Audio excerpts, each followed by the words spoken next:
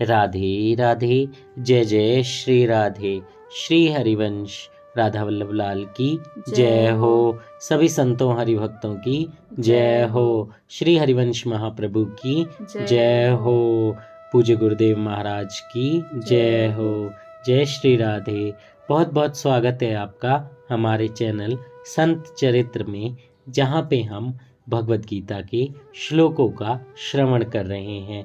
तो आइए आज हम 2 श्लोकों का श्रवण करेंगे चैप्टर नंबर 2 से, और वो 2 श्लोक हैं 44 और 45, यानी चैप्टर 2 के 44 और 45 का श्रवण करेंगे। आइए शुरू करते हैं। श्लोक नंबर 44। भोगेश्वर्ये प्रसक्तानां तया प्रीहित चेतसां व्यवसायात्मिका बुद्धि समाधो न विधीयते।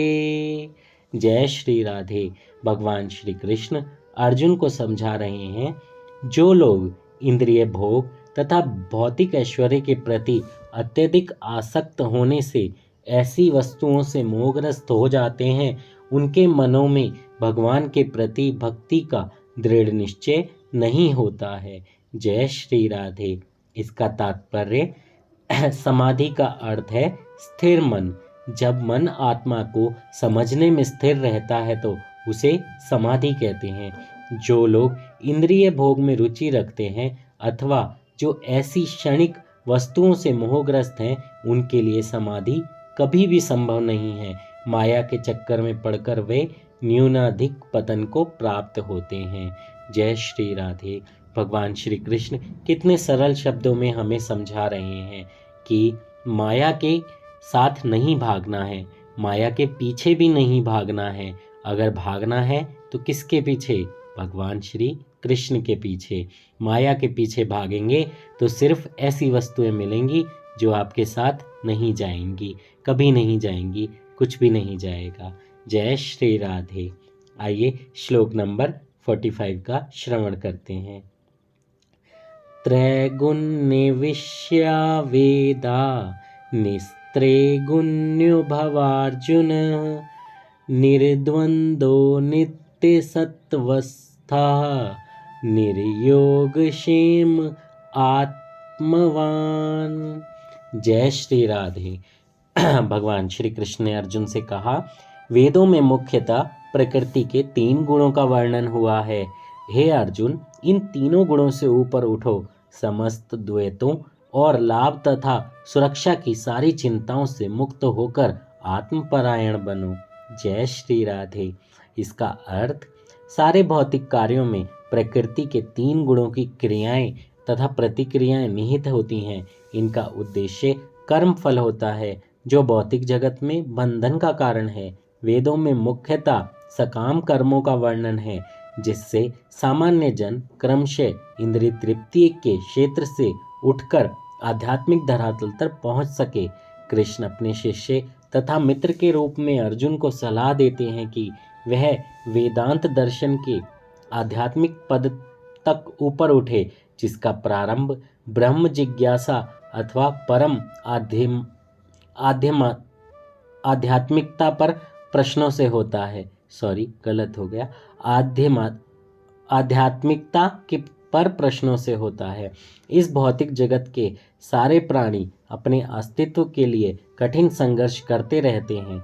उनके लिए भगवान ने इस भौतिक जगत की सृष्टि करने के पश्चात वैदिक ज्ञान प्रदान किया, जो जीवन यापन तथा भवबंधन से छूटने का उपदेश देता है।